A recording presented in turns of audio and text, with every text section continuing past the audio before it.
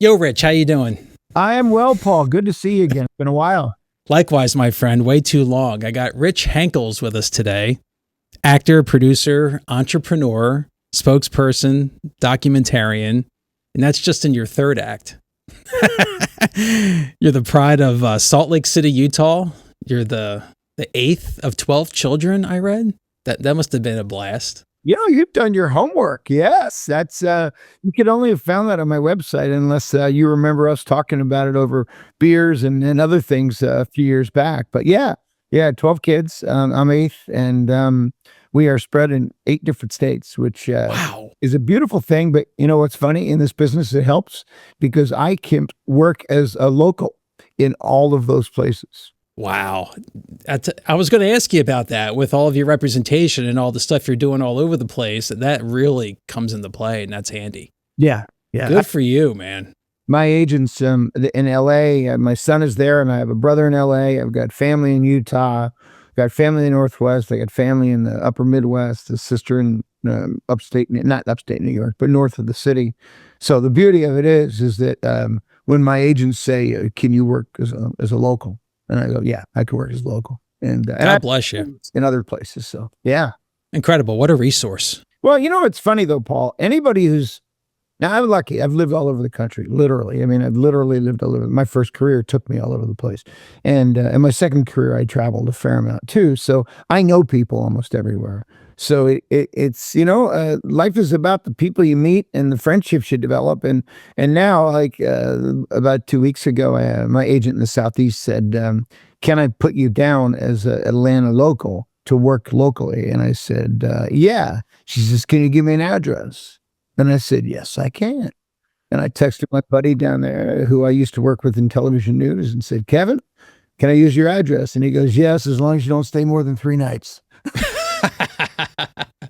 So there is a limit on the generosity. It proves he knows me.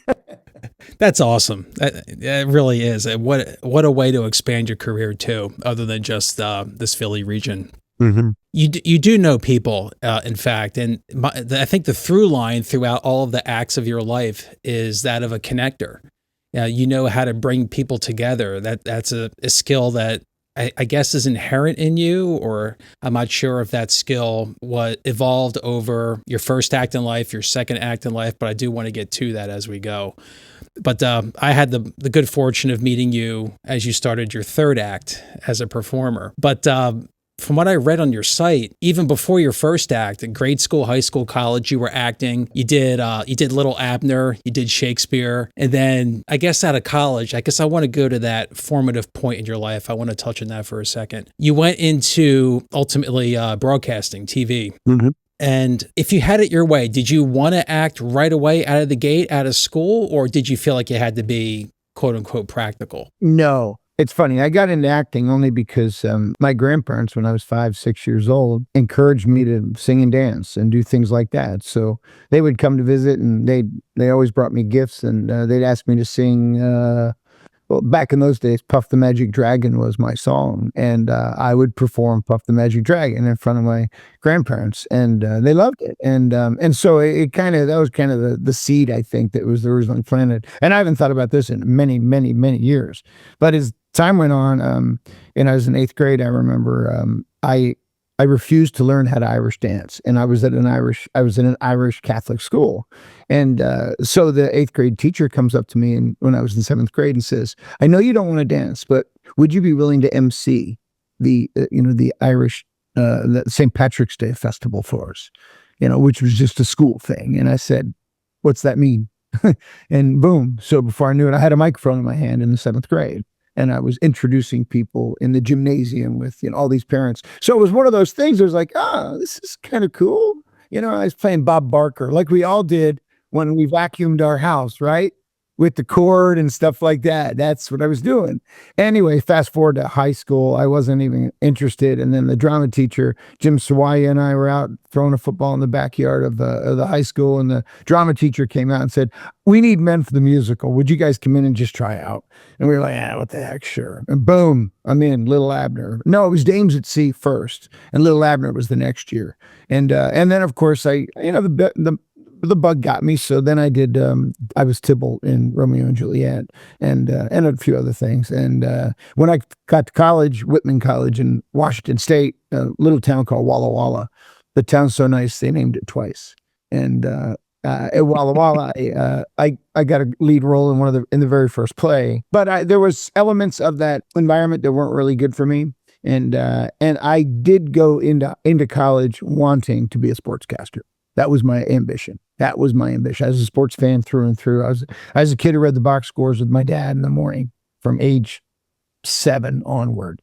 So that's how I got into sports broadcasting. And I transferred to Boston College and dove into that fully there. And that's what got me into my first career, which was almost 15 years of TV sportscasting. Wow. So it was a conscious decision back then. Yeah, absolutely. And it wasn't about practicality. It was a dream. That was Okay. when people ask me now, are you living the dream or you keep chasing your dream? I go, no, I'm not chasing my dream. I lived my dream.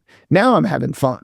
Now I'm just doing stuff that seemed like it would fit. And when I made the transition from my second career, which was selling in corporate America, to today, it was very conscious that this has to be about giving back. Because I feel I do that. I feel like this career has enabled me to do some things for other people.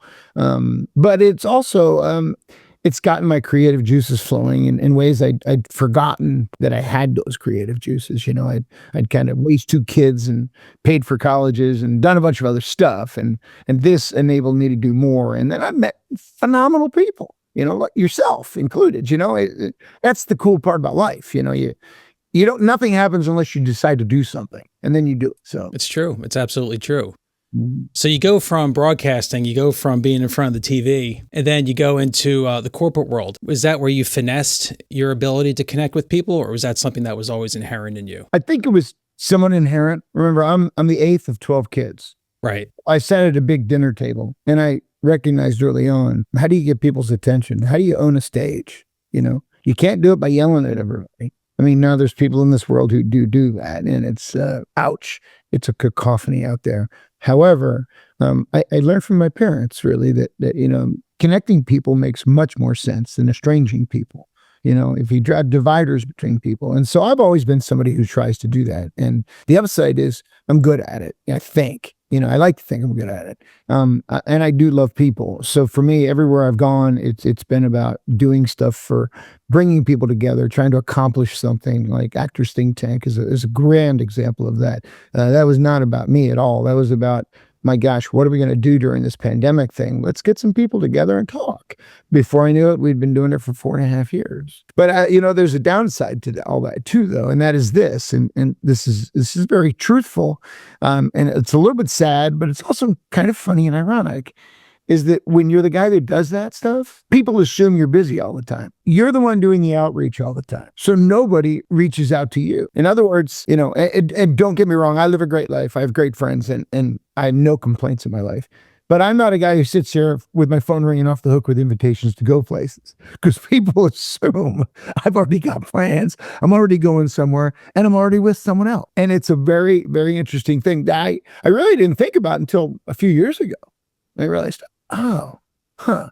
And since my kids have moved out of the house, I live in not a huge house, but a decent sized house by myself, and it does make things very interesting, because my neighbors are all people that have raised their kids and now they are couples that are coupled together. So these are all interesting little elements that, and as you get older, you realize, oh, that's just part of the life I chose. It's the byproduct of some choices, So, but I wouldn't change anything. I wouldn't change anything. Of course not. And it's kind of like a mirage that we're living. And it's really insightful that you bring that up, because it's almost like you have the image of being the host, and you have all these tentacles of things happening, and it creates that impression, like you said, like you're always busy.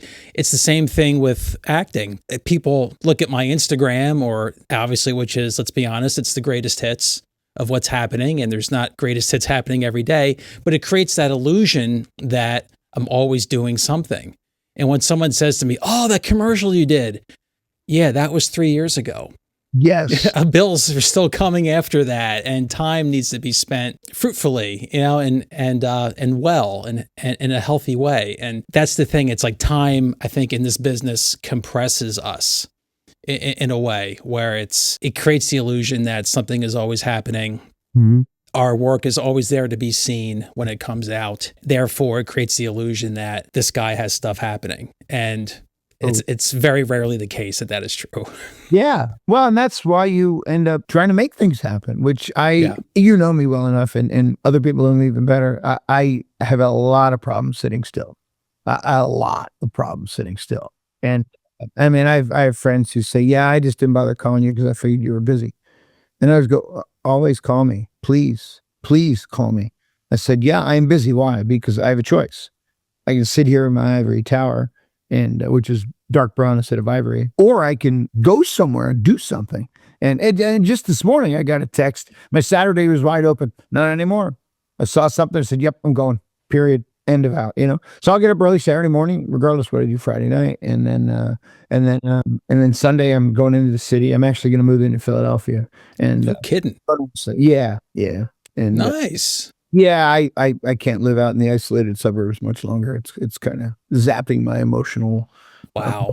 Yeah. That's what's so cool about you. It's like, it's been a while since we've caught up, but it's like, despite your age, like to me, you strike me as like this peppy college kid. And that's a rare vibe for me to get from an individual. If you'd met my parents, you would know. Okay. My father, real quick, I'll just say this. Yeah. My mother, by the way, anything I say about my father, my mother is 10 times that. Just to give you an idea. I mean, my mother, she was just unbelievable. She died in 2008. My father died in 2021, but my father retired at the age of 64 or something. And he didn't want to retire, but the circumstances of his business were such that it was no longer rewarding for him, other than financially. So he retired. But the point of it was this. He went back and got his master's. And for his master's thesis, he wrote a book about his experience in World War II. And then he took up hobby after hobby after hobby after hobby, while playing tennis all the time, while traveling to see his kids, while my mom and dad together went to 160 countries. Wow. So that's where I come from. That's the blood coursing through my veins. And I'm not nearly as educated as my father or my mother, for that matter. They were so incredibly practical, but at the same time, my dad was kind of a savant in some regards. Well, my mother was the practical one. She could light up a room no matter how big and how many people in any environment. So that's where it all comes from. The energy is really just in my blood, and I'm lucky because I'm a curious person. I love people, all people. I love being on a set. There's nothing better than being on a set and keeping your mouth shut, because all you're doing is hearing. I can't argue that. Same here. Same exactly here. And I appreciate you connecting those dots. Mm-hmm. Now I understand the method to the madness, and it makes total sense how you would keep pivoting. You have your goal, your ambition, you siphon what you can out of that, and you move on. And you've done it several times now in your life. And you started acting at 55 full time? Correct. Very good. Yeah. That's awesome. And you jumped into it, and that's when I met you. And in addition to taking some of your headshots from back in the day that you still use, which is a nice compliment, I think you're the last person I actually photographed, believe it or not. Well, they were great shots, and you were the guy who said, you need to take some with your scruff, and I'd never thought about that. But those pictures, I still use them because I'm fortunate. I still look the same. I'm not so I can still use the same shots that I had taken. Now my manager, my agent might go, but I think that's true. I think I can still use them. Let me bring up one thing, and that is that as an actor, no matter what you do in life, let's skip the as an actor qualifier and just. Things happen in life that cause you to pivot. But some people don't recognize those things. They don't recognize that that's a cause to pivot, a reason to pivot. And by the way, it's not always a good thing. It can be a bad thing or a thing that you didn't like so much. In the strangest, I'm going to say something that's going to sound really odd. I was very involved in a relationship a few years ago. And it's so much so that I felt like it was the one. And things happened in her life. And she had to change course a little bit. Now we're still in touch, and she's still a wonderful, wonderful, beautiful woman who's incredibly committed to her causes, her family, and her granddaughter, and so forth. But it was horrible for me. Suddenly, I was like, whoa! And in the ensuing months, I did see through conversations with people that this was the opportunity I needed to do something, like do some travel, do the Camino de Santiago and all those things. And while I had this regret and this disappointment, I also had this incredible motivation. And that's what launched me into this next phase, which really is producing things and engaging in other development. Actors Think Tank was part of that involvement, evolution too. So I just find like I've been lucky, that even the worst things lead to the best things. And my father was the one who inspired me ultimately to produce Workforce. It was his death. Right before he died, he said something, and I went, "Oh." So, and it's probably a little deeper than you want to go, but that's go as deep as you want. I love this stuff. The absolute truth of life. It is what it is with us, and I have no regrets of the good circumstances and the bad circumstances. I've lived a charmed life, and but I'm going to continue to evolve as I have to, and try to recognize those points and pivot as they come. So, in other words, like when God closes a door, He opens a window. There's always another avenue. Yeah. There's most people shut their doors and their windows and they don't look, but I have an old buddy, but when I lost a job in Spokane, Washington, I was a sportscaster there, and I'd done really, really well, and I had great ratings, blah, blah, blah, blah, blah. But the news director came, and a new news director came and decided he wanted to make a change. Now, he didn't know what the change was. He just didn't like me. Oh. Okay, that's the way it goes. That business is like that. But a good friend of mine, the weather guy, who subsequently died of cancer, colon cancer, like 8 months later, gave me as a going away present a book, Encyclopedia of Baseball, because he and I used to talk baseball all the time. And inside, and he wrote just what you said: when one door closes, another opens. You just have to look in the right direction. This beautiful quote that I, signed Peter Colfer. And I treasure that book, and I treasure those words, because it's exactly what you just said. You just have to be looking, though. That's the thing. There's always an opportunity. The universe and God are just too smart to have it be otherwise. Totally agree. Wow. Unreal. This has been awesome already. I had notes and I was going to go through all these credits and everything, but God, this has been so much more in the first 20 minutes, just so enriching. So I appreciate that, and I thank you for that. And we definitely got to catch up for this beer. My God, I miss these conversations. I really do. I'm infinitely available, Paul, and if you call me. Well, now that I know that you're not always busy when you're not trekking through on your skis down mountains and I do that. God knows where. Yeah. Mm-hmm. Let's just get to the acting. I mean, you jumped right into it. You cannonballed in, and I knew when I met you that you meant business and you were for real. And right away you started booking, commercials, industrials, print. And I'm not surprised, because as you and I both know, this business is all about look for the most part, and you have this active adult man of esteem kind of vibe to you, and I knew it was going to be marketable, and it was surely marketable locally for many years. But then eventually you book independent films, you're doing shorts, and then ultimately the New York episodics started calling. So you were on Blue Bloods, you were breeding horses there, you did FBI, you were a lawmaker, and then you did Law and Order recently, where you came and went pretty quickly in that one. You passed away listening to some beautiful music. Please correct me if I'm wrong, but did it take you like around 7 years to get that first legit role? Legit, if you define legit as network. Yes. Yeah. If you define it as network, yes, it took 6.5 years. I was actually in a show called The Calling, which I think they changed the name to The Missing. And it was an NBC Paramount series that only lasted 1 year. Very, very good. Very, very well written. And a lot of fun. Really a fun show to be on. And that was my first co-star in that regard. And I gotta be honest. Now, but I ought to backtrack a little bit, because it's really not true. About 6 years ago, I had a manager for a very short time named Lanier Williams. I haven't thought about Lanier Williams in a long, long time. But Lanier got me my first co-star on Thursday Night Football when I was in a bit that Michael Keaton voiced. Now, I think it's the piece of work Michael Keaton is most proud of, this 3-minute piece before Thursday Night Football. But I was the owner of the Acme Packers, which ultimately became the Green Bay Packers. So that was my first co-star, actually. And it got me my first SAG waiver. And then there were some other things, elements. So I go back, and that was my first break. But then, in terms of getting lines that, in meaningful episodics, The Calling was first. And then, now beginning like maybe 5 years ago, I started auditioning a lot. Now, Melissa Young is my manager now.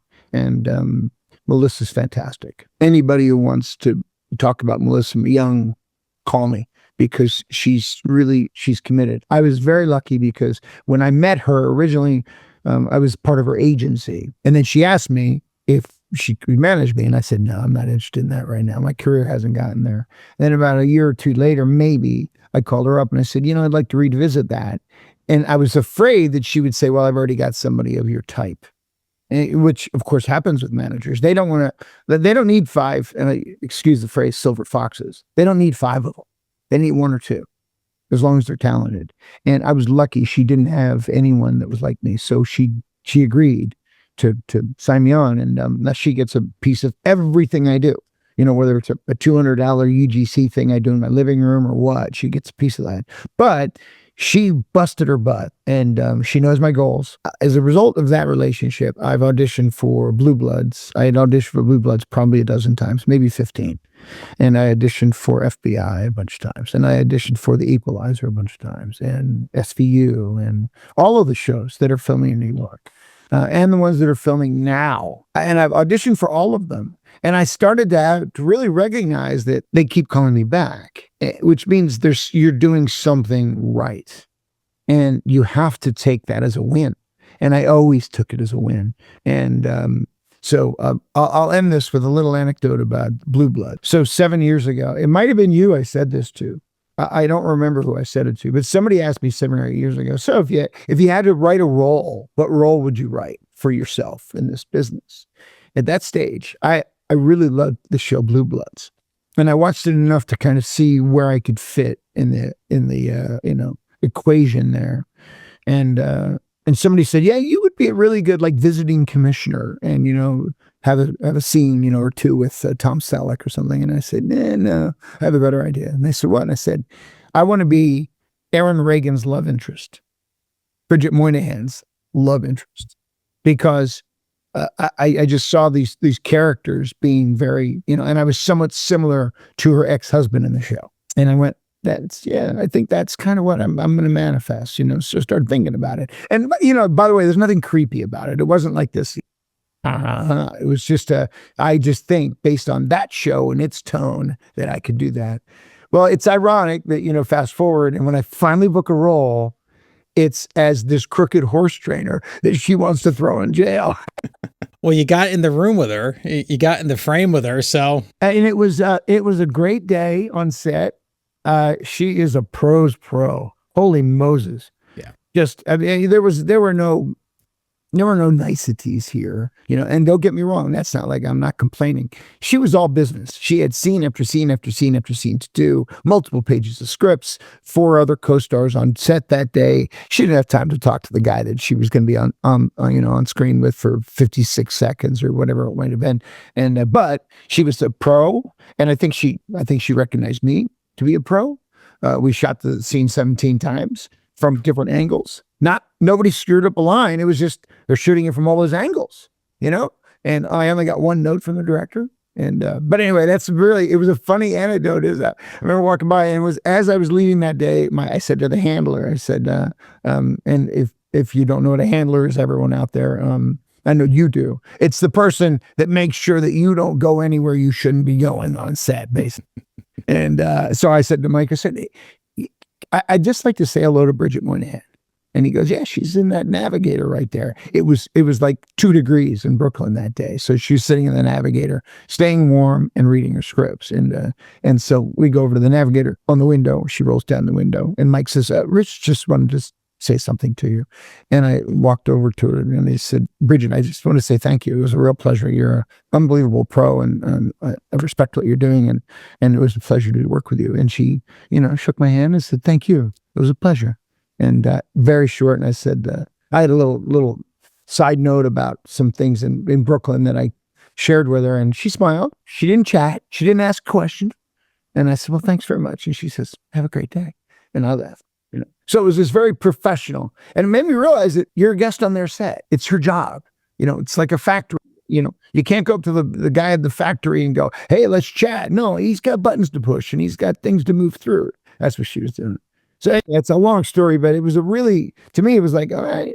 So manifesting was piece of that pie. And that ultimately FBI followed. And then recently Law and Order, really, really cool. And now, in fact, later on in a short time, I'm going to be doing a self-tape audition for another episodic. So that's the point of it all, right? You just cool and awesome. And sets can be like kindergarten. You know, yes, you can. No, you can't. Go here, go there. Hold your hand. And that I understand and I get. And I'm grateful that the first experience on Blue Bloods was an awesome one. As far as the timing goes, if you booking the first episodic, the timing was almost exactly the same for me in booking Cinemax's Banshee. I don't know what it is about the 6-7 year mark, but maybe there's some acting gods that go, okay, you've gone through your fair share of shit and we're going to sprinkle some fairy dust on you, some gold dust.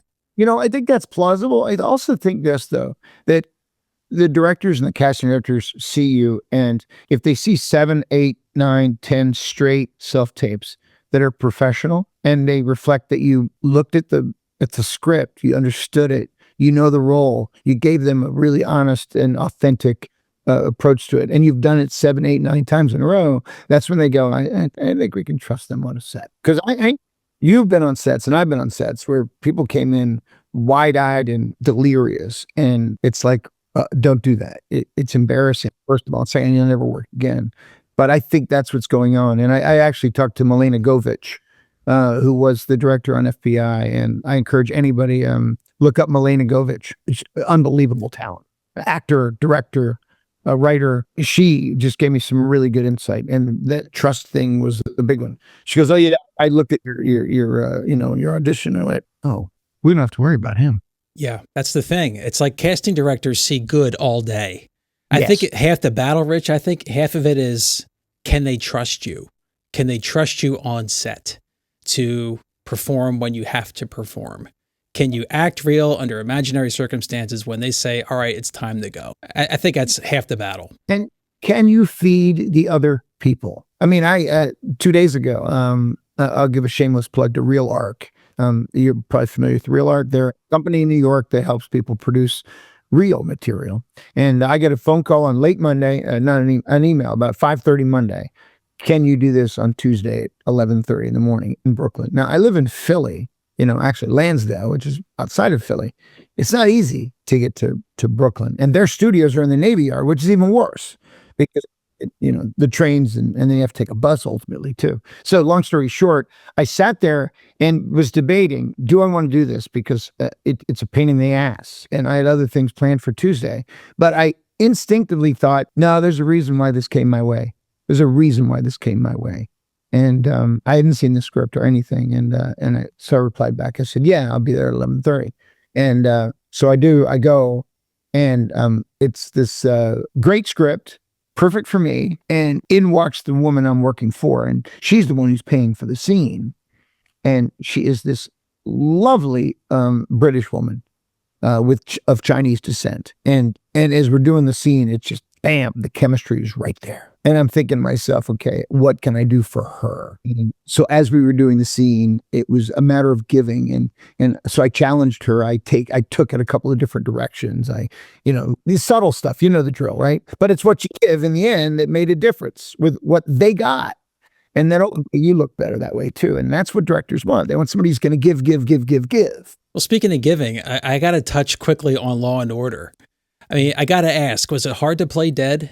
I'm going to say honestly, no, because this is going to sound self-aggrandizing, but I'm a listener. Now, I know I talk a lot, obviously. I love to listen. And when you're playing dead, they've spilled blood all over your head, right? So I can't move. And because if you move, you lose continuity, right, of the shots. I was on the ground for 2 hours and change and looking at the same spot the entire time because you can't move your eyes because then the eye lines are different. Again, continuity. So it challenged me as an actor. And then I said, eyes closed or eyes open? And they said, well, can you keep your eyes open for that long? I go, yeah, sure. I do whatever you ask me to do. I was like, oh, And I actually, they told me, lay down this way. And this is a kind of funny piece of direction. Lay down this way and put this arm up and this arm down. And so I went to do it. And I said, hey, can I ask you a question? I said, what? I said, can I lay down in a way that's comfortable for me? Because if I'm going to lay in here for 2.5 hours, the last thing I want is a twitch or a pain or a Charlie horse or something to happen. And I mean, I'm 63 years old. Stuff happens, you know. No, not very often, but what I did want is to have this muscle cramp in the middle of it all, right? Right. So the guy, yeah, he said, fine. So I laid down in a way that's comfortable for me. And they said, so can you stay like that? I said, and you can keep your eyes open. Yeah, I keep my eyes open. Sure. And from that moment forward, I was just listening to the director, the DP, all the assistants, the language, not profanity, but I mean the language of the industry that they're using. You learn so much, you know, and I'm not a series regular. So to me, this was just a fascinating classroom to be in. And I was in a place where listening was the only option. And it was fantastic. I loved it. And so toward the very end, you know, there's 2 stars of on that early part of that show. And they were both really nice guys. They introduced themselves. They're very friendly. But I can't remember his name, but for lack of a better way of describing, the white guy says to me, he looks down and during off take and he goes, my God, you play a good dead guy. And he looks up and he goes, this guy hasn't blinked in 45 minutes. Damn. I had, but it was, but I was like, they're paying attention, you know? And so to answer your question, no, because they made it easy and I was taking it as a classroom experience. And when the episode came out and that opening scene was 3 minutes long, when we shot it, I figured out this would be 45 seconds and my family would go, oh yeah, thanks for telling us. But it was 3 minutes. It was a long opening scene and I was peppered throughout it.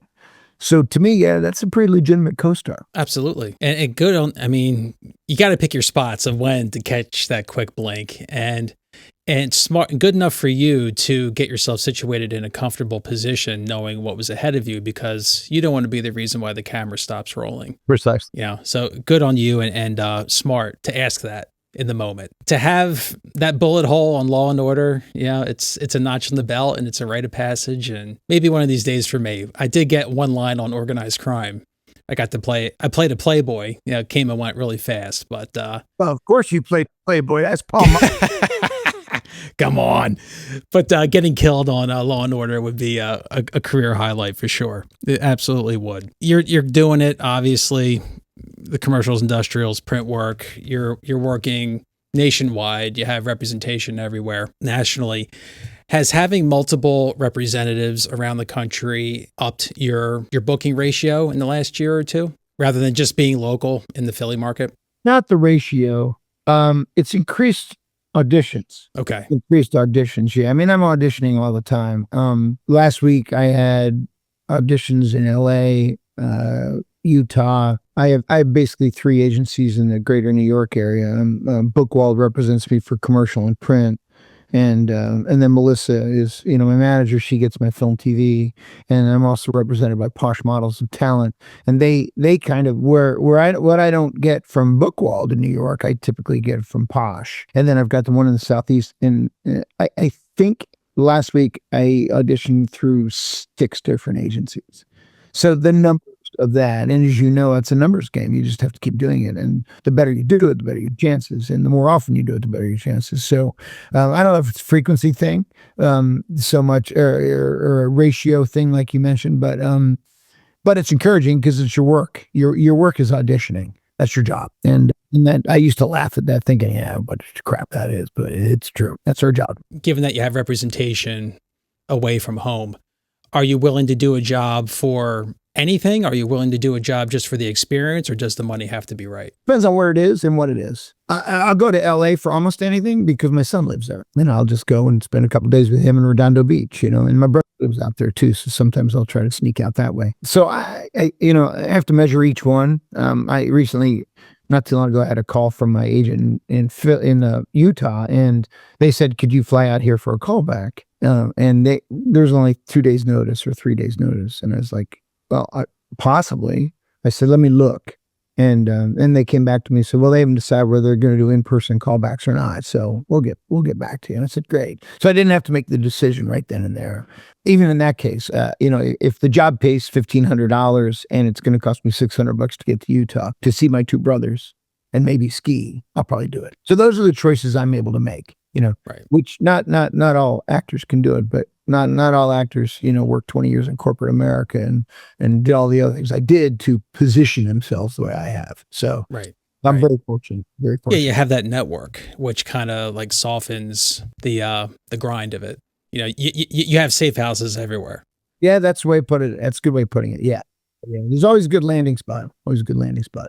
Moving on from just general acting, again, going back to the theme of you being a producer, a connector, you created the Actors Think Tank, and this spawned out of the realities of the pandemic. Take me back to that genesis moment of going, I got to do something, and this is what it's going to be. It began when the pandemic hit. My father at the time, my mother had passed in 2019. So in 2020, my siblings and I all realized, my dad is going to be stranded. I mean, he lived in Utah and not too far from 3 other siblings at the time, but nobody could visit. And so I thought, I emailed all my siblings and said, hey, let's teach Dad how to do a Zoom, and we'll have a family Zoom every other week. So we started that. I started that, and we still do it, by the way. It's now 5 years, and we've been doing them ever since.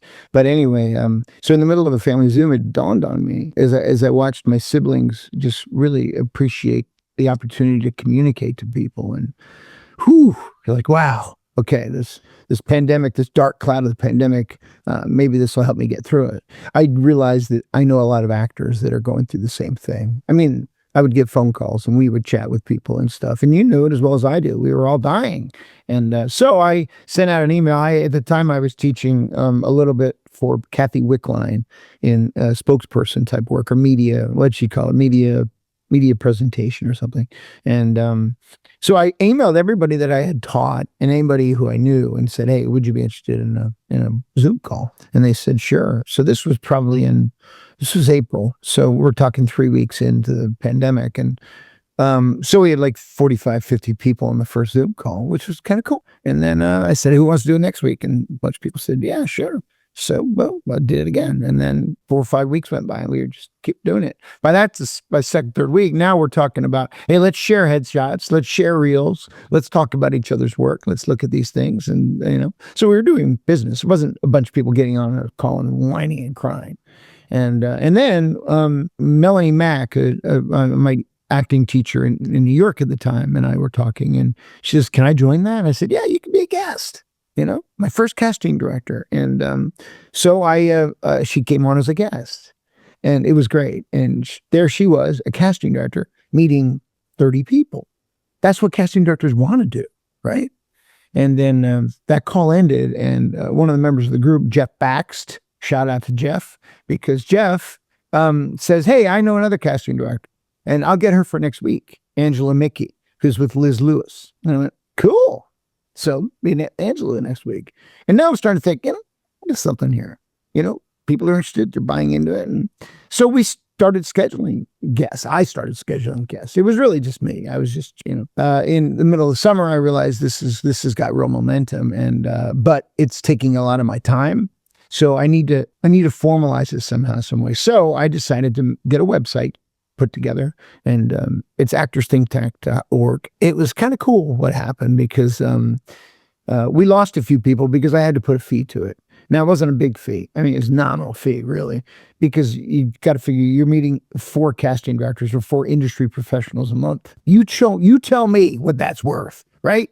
We both know that's really worth $500, basically, is what it's worth, because it's hard to get in front of people, especially casting directors. So long story short, and it lasted 5 years or 4.5. It's on break right now. Too many other things going on, and I just needed to step away and stuff. We might bring it back. I haven't decided what we'll do yet, but website's still up. But I knew I had something great when on September 7th, we had somebody committed for the September 16th edition of Actors Think Tank. And it was an actor in New York, Ari Butler. And he emails me, he says, Rich, I have to cancel. I booked a job. And I always said, a book, pardon the word I'm using here, but a booking trumps a practice any day. And I said, cool. So I hang up, I call up Colleen Wise, who's in the group after Ari backs out. And I said, we got to find a backup. She goes, okay, well, let me make a few phone calls. And Colleen is very, very tied in and a tremendously wonderful human being that cares. And if I didn't mention it, she cares. And she says, she calls me about 90 minutes later and goes, I got us a backup. I said, oh, great. Who is it? She goes, Kevin Bacon. And I went, Providence. So I'm next thing you know, I'm emailing Kevin Bacon's personal assistant, Susan Miras, and Kevin comes on September 16th. And I remember the dates because those are dates that, in your life. And anyway, Kevin comes on and Kevin was fantastic. Just, so it went on and we probably had 50, 60 casting directors on. We've had great actors. We've had big actors too. I mean, Kevin was the biggest, but we've had people from Homeland. We've had people from Bloodlines, which is the TV show that was based down in Florida, a Netflix show. Lots and lots. I could go on. Mm-hmm. And this comes from you knowing people who know people. This is just fanning the network. That's exactly what it's from. Okay. Yeah, I'm a listener, and I would listen to people and things they would say, and I'd pre-interview everybody so that I had some sense for what to say to them and what to ask them.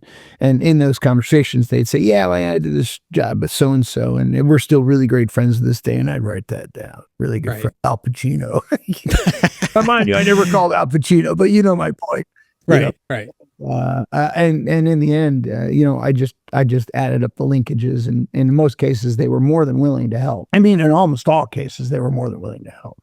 But you have to ask.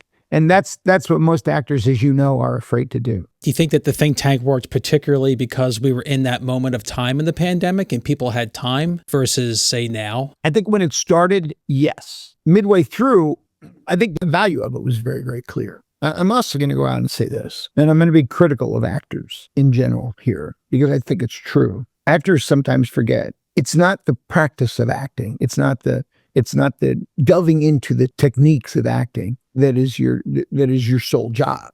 That's a big piece of your job, but building your career is an equally big piece of your job, if not bigger. Because you can take all the classes in the world, but if you're not networking and meeting casting directors and getting to know people and getting people to trust you, you want that actor. I want Paul Monte to be on a set when something happens and they go, well, we need a guy who's 6'1" and maybe a silver fox looking guy. I need Paul Monte to go, I know a guy and you don't have to worry about him. That's what I need.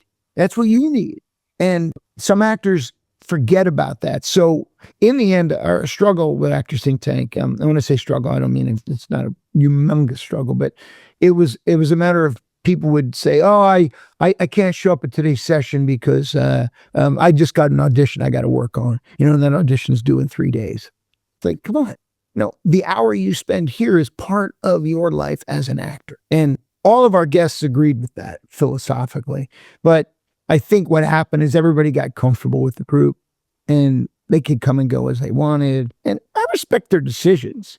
But in the end, when we were only having 12 to 15 people show up for a session with a casting director, I'd be like, well, that's just not worth the casting director's time. They want to meet 25 people. And so, I think to answer your question, yeah, I think that, the need to fill your time and stay engaged was there at the beginning. And then we wrote a really good, rhythm for about 2 years where everybody was just all in and helping each other. And the collaboration was great. But then over the last year or so, I just kind of noticed that people's interest was waning and, things change over time. Of course, but you had the moment, you birthed the idea. And speaking of birthing ideas, I didn't realize that you were going to produce things as well. And I saw this project that you did in 2023. So tell me about what is the Way of St. James and how did you get involved with that? The Way of St. James is the Camino de Santiago, which is a pilgrimage across the north of Spain. It became very, very famous a few years back when Martin Sheen did a movie about it. And I've never seen that movie, and the reason why I've never seen that movie was it didn't want it to affect my view of it, of the pilgrimage itself, and my ultimate desire to do it, and what I would produce. But backtrack, I came to know of it back in the mid '80s when I read a book by Paulo Coelho. He wrote The Alchemist. Many people have read The Alchemist, but he also wrote a book called The Pilgrimage. And when I read The Pilgrimage, I've read all his books because once I started on, I was like, wow, this guy's great, So The Pilgrimage was about that.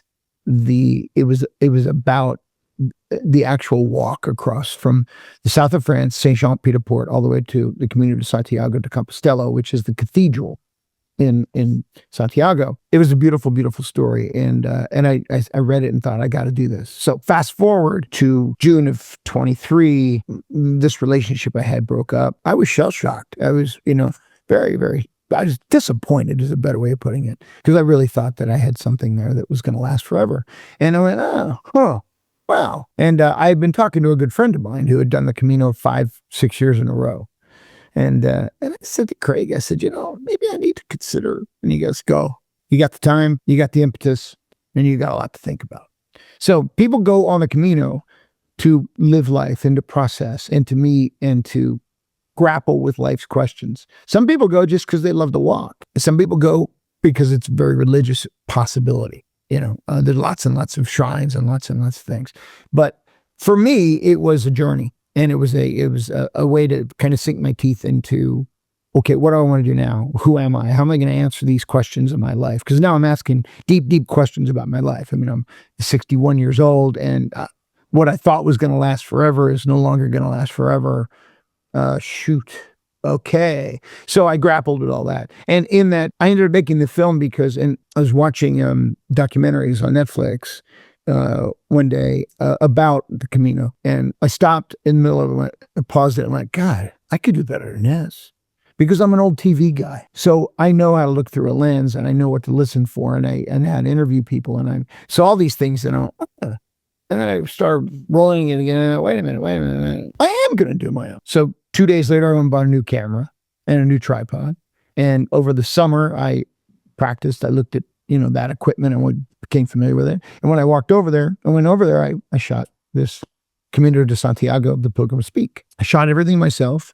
I hired Phil Korda, who directed and edited Workforce, to be my editor and provide some creative elements to it. And I'm very proud of it. It's a beautiful story, I think. It's an introduction to the Camino, which many, many, many people use to find themselves or to wrestle with the world's challenges, but to meet great people. And it's not always about yourself. That's what you find when you're out there. I would walk for hours by myself and then come across somebody, and I'll just give you one example. And I came across a woman from San Francisco who originally was from India or something. And long story short, she says to me, we had this conversation and she just told me all about her life. And in the midst of it, she cried 4 times. And I hugged her 3 times. And at no point did I even think about my camera. This was about her needing someone, a stranger, and finding somebody she felt she could trust. That was, for me, a tremendous, tremendous gift. Because, when you're hurting in life, you wonder about yourself, and are you trustworthy? Are you somebody people can believe in? And then hear this utter stranger, and so we parted ways. I never saw her again, but I know that this woman needed me in that moment, and that's what the Camino is all about: meeting people in the moment when they need you, and sometimes you need them. You connect in ways in show business locally, and then you connect around the world with strangers in a moment of need. That also helps you as well. So I assume that healing did happen for you there. You know what? I went back again last year. Wow. Okay. I did 2.5 the distance. So, and I did another film, which I'm writing as we speak. And I'll go back again. I may do one every year. It's such a great therapeutic experience, and meeting these people, they're just a gift. They're a gift to me. And I love every minute of it. And it led me, I went to Colombia for 6 days before Thanksgiving to meet up with Andrea Botero, a wonderful, wonderful woman who invited me to Colombia to visit her. And it was just a tremendous, and I never would have gone to Colombia otherwise. And now I've got some friends in Spain. I get friends all over the world now and it's a gift, Paul, and yeah, you got to grab stuff when it comes your way and then you have to give back. And if you don't give back, then for lack of a better, you're not going to get the best out of it. That's really what it's down to. So no, it's beautiful. And thank you for sharing that story. I look forward to the next installment as well. That's really, really beautiful. Thank you. I'll send you a link. You haven't seen the film, but I'll send you a link. I urge you to watch it some night when you're just sitting around late at night, and it's the perfect thing to position you just to go to bed feeling peaceful. Thank you. Appreciate it. I mean, I know you got things to do and I wanted to wrap it up, but I forgot to mention quickly the independent film that came out of the Actors Think Tank Workforce. You put that together in collaboration with people as part of the think tank, and that won multiple worldwide awards at film festivals. I think it won Best Story at the Marina Del Rey Film Festival when it came out. Mm-hmm. That's awesome. Well, Workforce was a gift. A guy in Actors Think Tank, his uncle had written it, and it's based in the Philly area. We filmed it here in Lansdale. A shout out to Village Handcrafted Cabinetry. They gave me their shop for 2 straight weekends, and we built a set inside one of their extra rooms and an office environment, and it was fantastic. And I'm still trying to find a home for it, Netflix or some series, some streaming service or network. I believe the scripts, and we have 15 of them, 15 episodes are written. There's a lot behind it, and I think the production of it, and this ain't about me, the production quality of it is through the roof. I showed it to a couple people in LA and they weren't in a position to do anything with it. And I don't know enough people. That's always going to be the problem. But their comments were, this looks like it was produced in New York by New York production company. See that there's always a way. You make your own material, you make your own opportunities. Don't wait for the cavalry's not coming, as it's been famously said. Yes.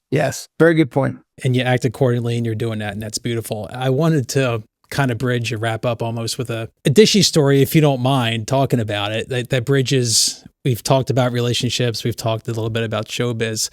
I remember fondly and in a fun way when I first met you. You had a particular gig. I don't know if you can call it a gig, you could not call it a gig, but if you want to go there, just regale me with what is your connection to the Real Housewives of New York? Oh gosh, I was lucky. I got cast by Andy Cohen for Love Connection, and through that I met Ramona Singer, and Ramona Singer, of course, is the star of Real Housewives of New York, and so I booked the job, and they flew me to LA, and we had a great time. And the episode of Love Connection was just fascinating. You saw me. We watched it in my basement. We were there. We were. I was there next to you. We were all in the room. We had some lovely bourbon that night, and it was downpouring. And then you kept the lid on up until the last second. So there was this rating system, right? Like 6, 7, 8, 9 in terms of her interest in The Bachelors, right? So what happened when you popped up? What was that number? That number was 10. Number was 10.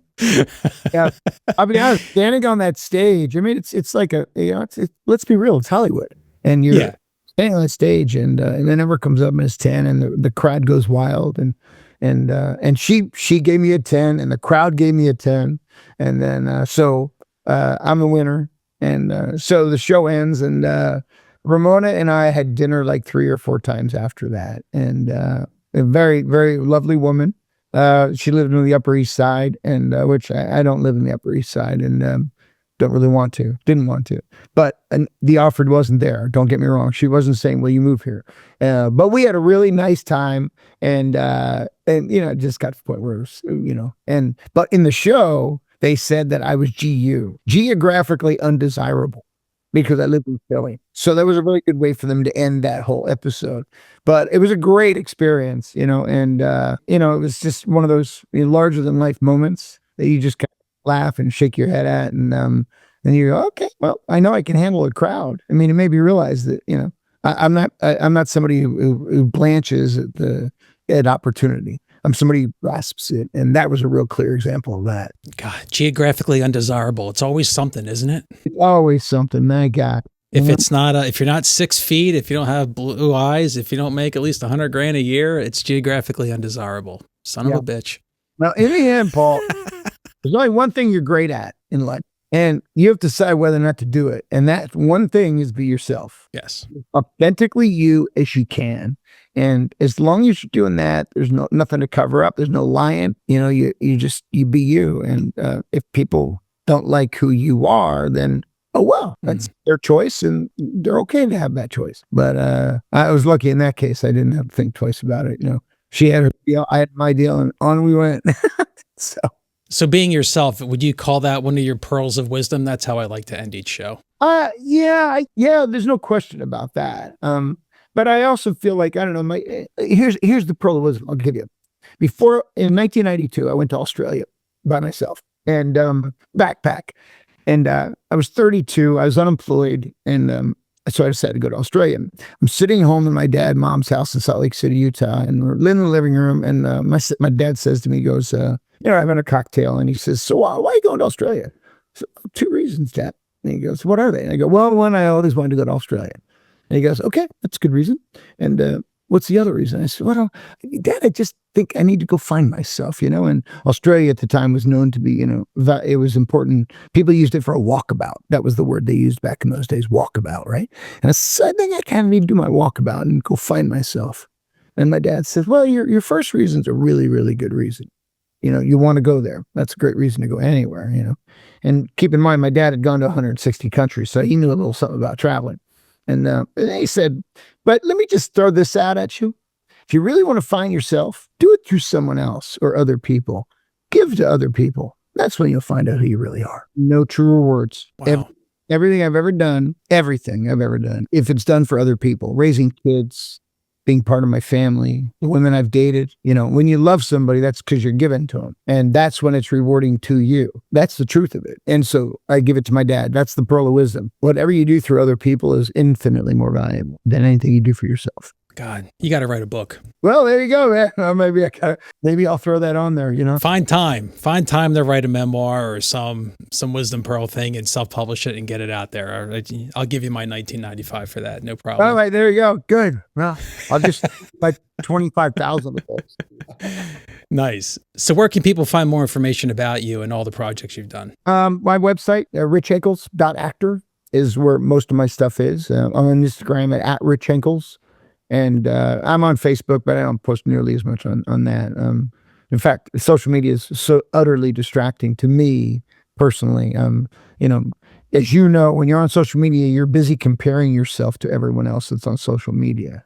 And I don't think that's a healthy thing. So, but yeah, my website's the best place. And I think that's probably the place to steer people, because I try to keep that updated if I can. Excellent. Well, Rich, you have proven that it's never too late, that you can have as many acts in your life as you please, and success is an inside job. And here's to finding fulfillment and happiness through not just yourself, but through other people, and giving to them and saying, "How may I serve?" Well, I appreciate it. You reaching out was great, and I'm glad we reconnected. And you're wearing that Philly shirt, man, and that is a beautiful thing. That is a beautiful thing. We got to have a good year now. It's going to be a tough National League East for sure. So fingers crossed. It will. Well, we got a good pitching rotation, so we'll take that. And I'm going to that first series. I'm going to go to one of those Dodgers games. Yes. So, but let's get to a game and let's get together, sir. Let's get that beer, okay? You got it, my man. Thank you, my friend. Talk to you soon. Thank you, Paul. Take care.